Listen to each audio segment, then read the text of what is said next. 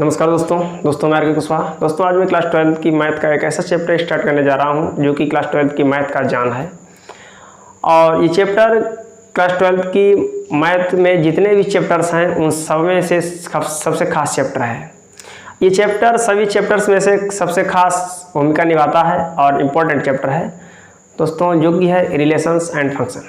Chapter बहुत important है, आप लोग वीडियो में लास्ट तक बने रहिएगा। और पर डे वीडियो अपलोड करूंगा मैं इस चैप्टर की, और कंटिन्यूस को आप देखना। तो चलिए दोस्तों स्टार्ट करते हैं और कुछ इस तरीके से आपको बताएंगे, याद रखना, सीधा आपके माइंड में एंट्री कर जाएगा। ये मेरा वादा है और जो वादा करते हैं वो निभाते जरूर हैं। तो रिलेशंस एंड फंक्शंस चैप्टर का नाम है। और यहाँ पर दोस्तों हम 3 पॉइंट्स पे चर्चा करेंगे: ऑर्डर्ड पेयर, क्रमित जोड़े, अनऑर्डर्ड पेयर, अव्यवस्थित जोड़े एंड कार्टेशियन प्रोडक्ट। तो हम 3 पॉइंट्स पर चर्चा करेंगे। तो पहला पॉइंट है हमारा ऑर्डर्ड पेयर। इसे बच्चों हिंदी में कहते हैं क्रमित जोड़े। इसमें क्या होता है, इसमें बच्चों ऑर्डर अहम भूमिका निभाता है। यानी हम इसमें ऑर्डर इंपॉर्टेंट होता है, यानी हम लिख सकते हैं इन विच ऑर्डर इज इंपॉर्टेंट। इसमें ऑर्डर इंपॉर्टेंट होता है, हिंदी में लिख सकते हैं इसमें क्रम महत्वपूर्ण होता है। इसमें क्रम इंपॉर्टेंट होता है। उसके बाद बच्चों आता है अनऑर्डर्ड पेयर। दिखाएंगे भी एकदम डिटेल में। अनऑर्डर्ड पेयर, अव्यवस्थित जोड़े, अव्यवस्थित जोड़े या अव्यवस्थित पेयर। इसमें बच्चों ऑर्डर इंपॉर्टेंट नहीं होता है। In which order is not important. In which order is not important. इसमें ऑर्डर इंपॉर्टेंट नहीं होता है। अगर बच्चों एग्जांपल दूं, जैसे अगर हम 2 पेयर लूँ, एक हमने पेयर लिया 4,5 और दूसरा हमने पेयर लिया 5,4। ये हमने 2 पेयर लिए, ठीक। और इसमें अगर हम ऑर्डर्ड पेयर की बात करूं तो ऑर्डर्ड पेयर क्या है? ऑर्डर्ड पेयर में बच्चों क्या लिखा? इन विच ऑर्डर इज इंपॉर्टेंट। इसमें ऑर्डर इंपॉर्टेंट होता है। देखिए अगर सिंगल पेयर है हमारा 4,5 तो इसमें तो ऑर्डर है 4 के बाद 5 आया, 5 के बाद 4 आया, 4,5, 4 के बाद 5 आया, एक ऑर्डर है, एक मतलब 4 के जस्ट एक अगली संख्या है। लेकिन यहाँ पर ये 2 पेयर हैं 4,5, 5,4। क्या ये दोनों आपस में कोई ऑर्डर रखते हैं? तो कहेंगे नहीं। तो यहाँ पर लिख देंगे दोनों अलग अलग हैं। Both are difference, both are different. ये दोनों अलग अलग हैं या दोनों कैसे हैं? अलग अलग। क्योंकि 4,5, 5,4 ये दोनों अलग अलग हैं, है नहीं? उल्टा है ना। और अगर हम बात करें बच्चों अनऑर्डर्ड पेयर की,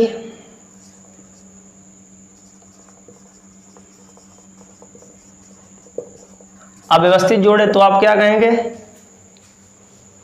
4, 5, 5, 4।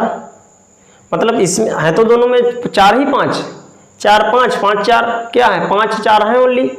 तो हम कहेंगे बोथ आर सेम, दोनों कैसे हैं? समान है। दोनों कैसे हैं? समान है। यानी ऑर्डर्ड पेयर के बेस पे अगर देखा जाए तो डिफरेंट है, अलग अलग हैं, और अनऑर्डर्ड पेयर के बेस पे अगर देखा जाए तो दोनों समान है। क्योंकि अनऑर्डर्ड नाम से ही क्लियर है, अव्यवस्थित, जिसमें कोई व्यवस्था ना हो, तो अव्यवस्थित के अंतर्गत इससे काउंट किया जाएगा। तो दोनों कैसे हैं? अलग अलग है, सॉरी सेम है भाई, दोनों को सेम माना जाएगा। 4, 5, देखिए ना, 4, 5 और हमने लिख दिया 5, 4। इसमें भी 4, 5, इसमें भी है तो 5, 4, लेकिन इसमें भी एक तरीका से 4 ही 5 है। तो तो कुल मिला के अगर हम देखें क्या है, दोनों में है तो 4 5, बताओ 4 5 के अलावा कोई अदर डिजिट है? तो आप कहेंगे नहीं है सर। तो इसीलिए तो ये दोनों सेम है, इसीलिए ये दोनों सेम है। और डिफरेंट क्यों है, अलग अलग क्यों है? ऑर्डर्ड पेयर के बेस पे 4 5 5 4, इसमें क्रम अलग अलग हो गया। 4 के बाद 5, 5 के बाद 4 हो गया, क्रम कैसा हो गया? अलग अलग हो गया, इसलिए दोनों अलग अलग हो गए।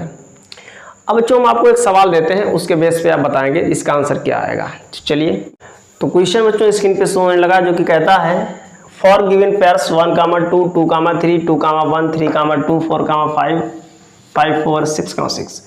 ये पेयर्स यानी जोड़े दिए हैं।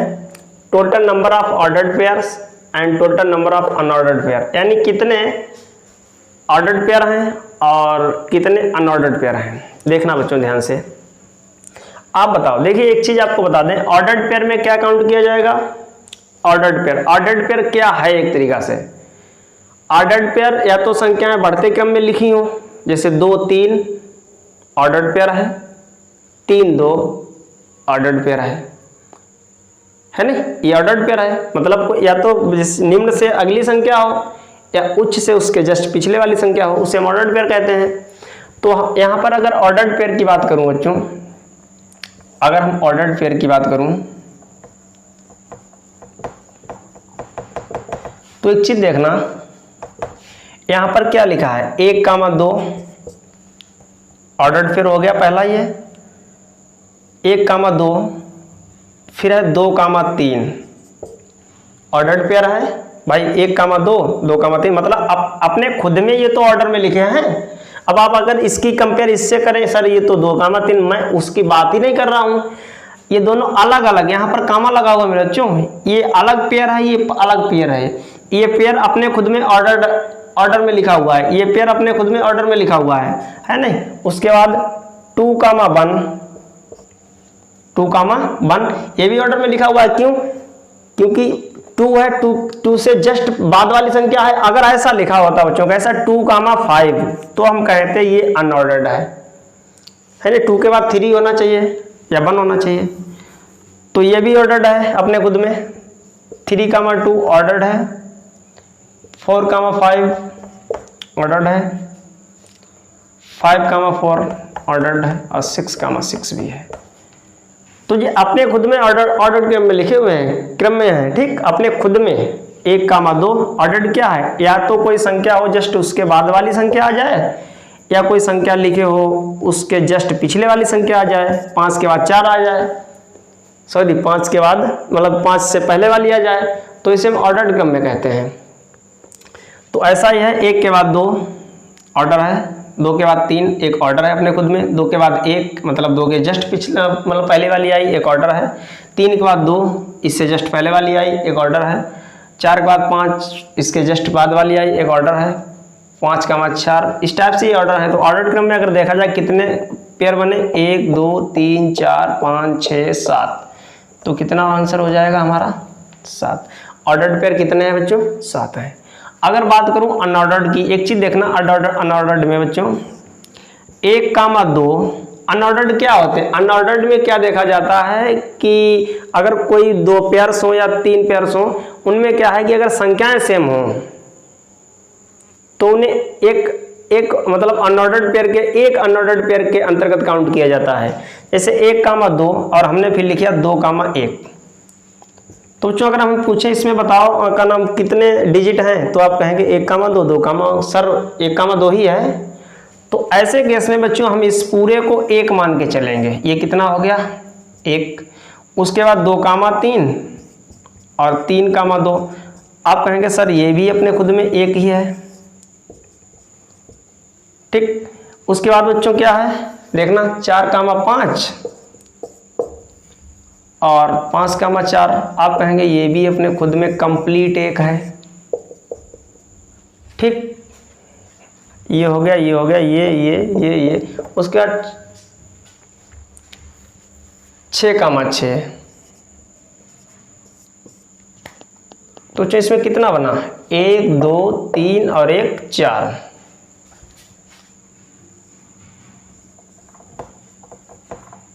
अनऑर्डर्ड पेयर कितने बने बच्चों? 4, ठीक। अनऑर्डर्ड पेयर कितने हैं? 4 है। यहाँ तक कोई डाउट? आपको ये समझ गए होंगे। मतलब ऑर्डर्ड में क्या देखा जाता है, संख्याओं का सीरियल देखा जाता है। 2 के बाद 3 हो, ऑर्डर्ड पेयर है। 3 से पहले 2 हो, ऑर्डर्ड पेयर है। ठीक, अनऑर्डर्ड में संख्याओं को नहीं, सीरियल नहीं देखा जाता है, सिर्फ वो संख्याएं होनी चाहिए। 2 के बाद 3, 3 के बाद 2, एक ही अनऑर्डर्ड पेयर के अंतर्गत उन्हें काउंट किया जाएगा। ठीक बच्चों, इसके बाद हम बढ़ते हैं, दूसरा हमारा टॉपिक है कार्टेशियन प्रोडक्ट, बहुत इंपॉर्टेंट है। चलिए, तो अगला टॉपिक है बच्चों कार्टेशियन प्रोडक्ट।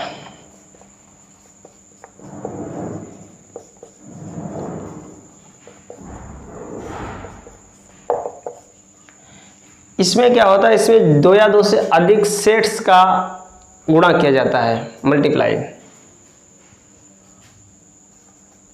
प्रोडक्ट माने गुणा।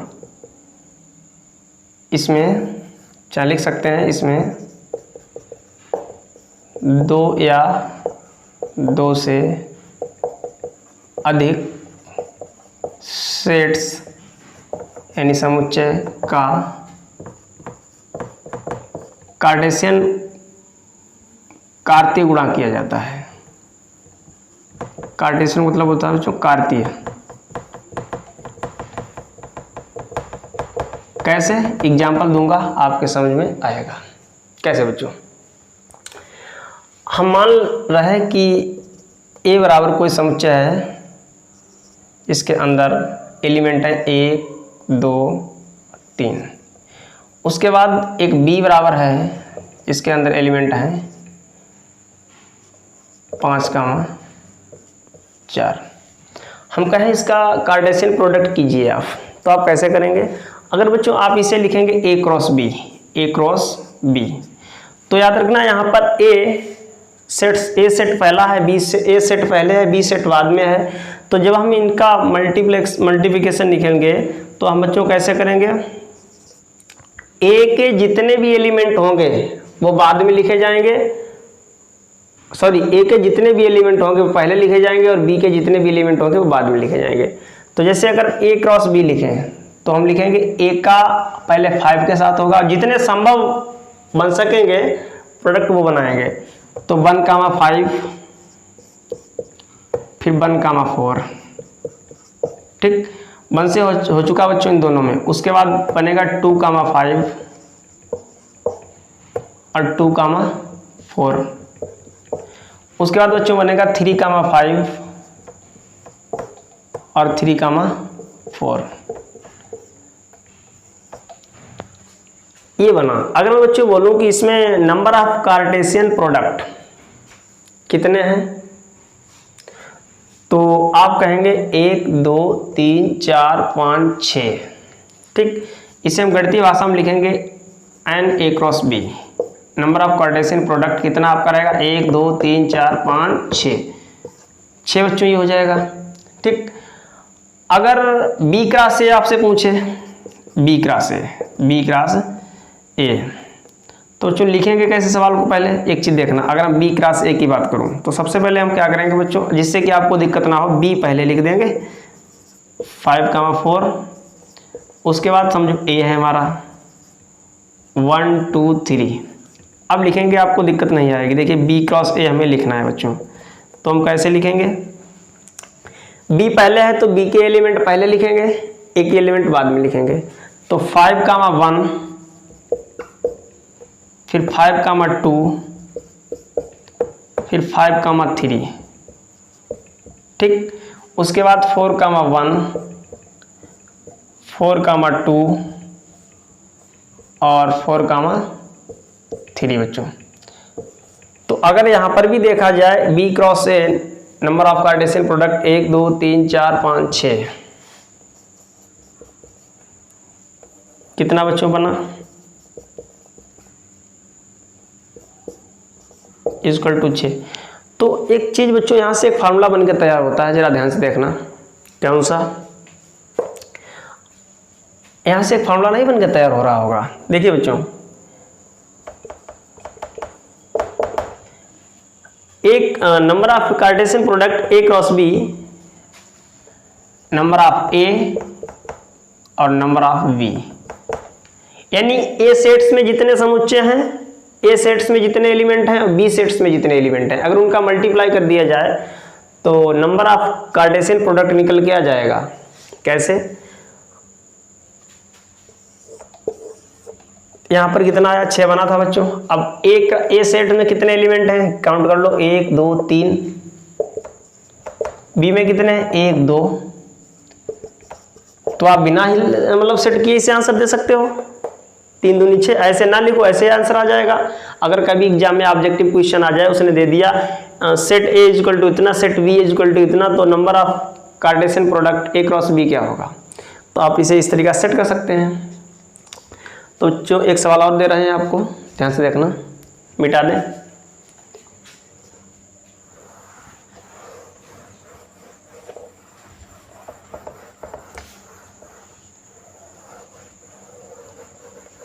अब बच्चों अगर क्वेश्चन आ जाए कि सेट ए इक्वल टू व सेट बी इक्वल टू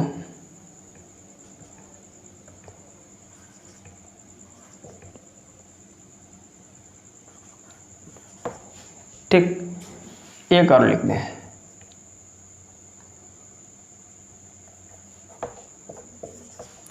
ठीक, अब आपसे कहेगा A cross B, Cartesian product A cross B निकालो। तो आप क्या करेंगे? ए पहले है बी बाद में, तो ए सेट्स के जितने भी एलिमेंट होंगे पहले लिखेंगे। कैसे लिखेंगे? 2, 5, 2 का फिर 7 से 2, 7, फिर 2, 1, ठीक, फिर 3 का करेंगे 5 से, फिर से 3, 5, 3, 7, 3, 1, 4, 4, 5, 4, 7, 4, 1।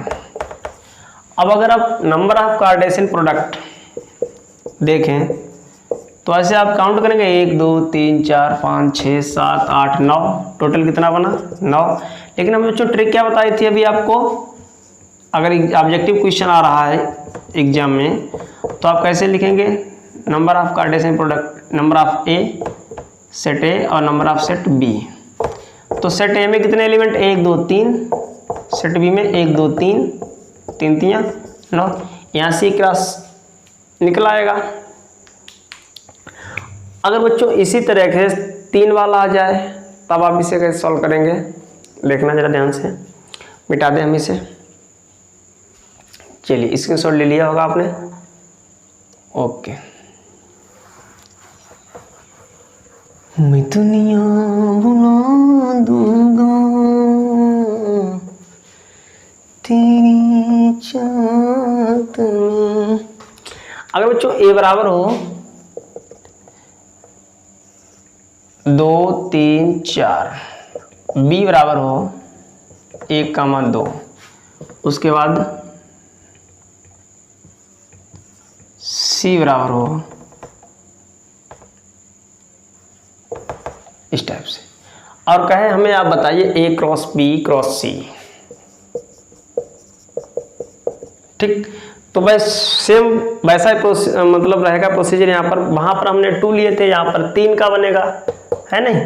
तो सबसे पहले हम क्या करेंगे? जितने भी पॉसिबल केस बनेंगे हम सब बनाएंगे। तो सबसे पहले बच्चों ए का लेंगे, उसके बाद बी का, उसके बाद सी का। ठीक, तो ए का हमने पहले लिया अगर 2, तो बी का लेंगे 1, सी का लेंगे 5।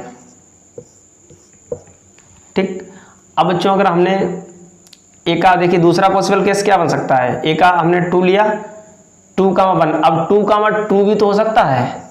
2, 2, 5, यहाँ पर ये एक ही से फिर हमने यूज कर लिए हर बार के लिए। उसके बाद बच्चों 3, अब 3 का 1 के साथ करेंगे, तो 3, 1, फिर 3, इसका ये मतलब ए का पहला हो गया, बी का पहला हो गया, सी का तो वो एक ही है ही। 3, 1, 5, उसके बाद बच्चों 3 का अब दूसरे के साथ होगा, 3, 2, 5, उसके बाद बच्चों 4 का लिखेंगे, 4, 1, 4, 1, 5, फिर लिखेंगे 4,2 और 5। तो यहाँ पर अगर बच्चों देखा जाए कितने बने,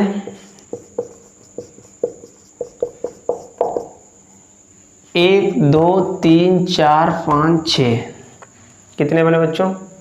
6। अब हम फार्मूले के हिसाब से अगर देखो हमारा 6 आंसर आना चाहिए। अगर उस बेस पे number of Cartesian product A cross B cross C, तो इसे हम लिखेंगे number of A B C।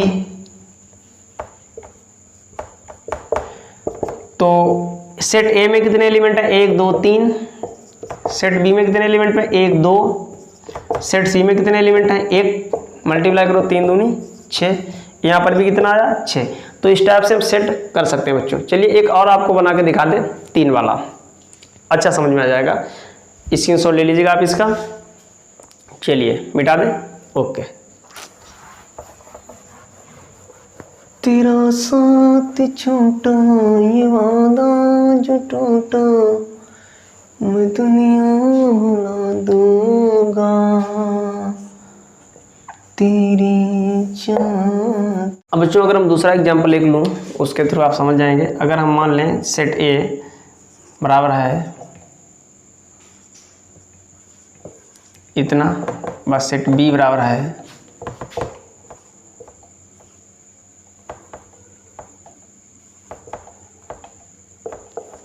और कहे ए क्रॉस बी निकालो। कैसे आप लिखेंगे? इसका पहला 5, 7, 5, 8 और 5, 1, ठीक इस टाइप से। फिर 6, 7, 6, 8, 6, 1। एक केस और बनेगा 3, 7, 3, 8, 3, 1। तो यहाँ पर केस, टोटल केस किसने संभव बन गए बच्चों?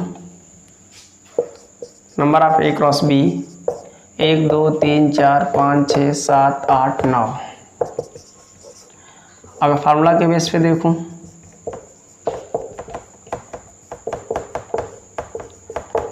तो सेट ए में एलिमेंट 1 2 3, सेट बी में 1 2 3 3 3 9। इस टाइप से बच्चों उतना ही आ रहा है। तो बच्चों आज के लिए इतना ही। वीडियो अच्छा लगा हो तो प्लीज़ वीडियो को लाइक करना और कमेंट में ज़रूर बताना वीडियो लगा कैसा, जिससे कि मेरा भी मोटिवेशन बढ़ता है और मैं भी नए से नए वीडियो बनाने के लिए उत्साहित होता रहता हूं। तो आप लोग कमेंट जरूर करना। कमेंट नहीं करते हो फिर दिल नहीं लगता है, डिमोटिवेट हो जाता हूं बच्चों। तो इस वजह से कमेंट जरूर किया करो, कैसा लगा बताया करो, मेरी कमी बताया करो। अगर कोई हम मेरे से जल्दबाजी हो जाती हो तो बताया करो, हम थोड़ा और स्लो समझाऊँ। तो आज के लिए इतना ही। Thanks for watching.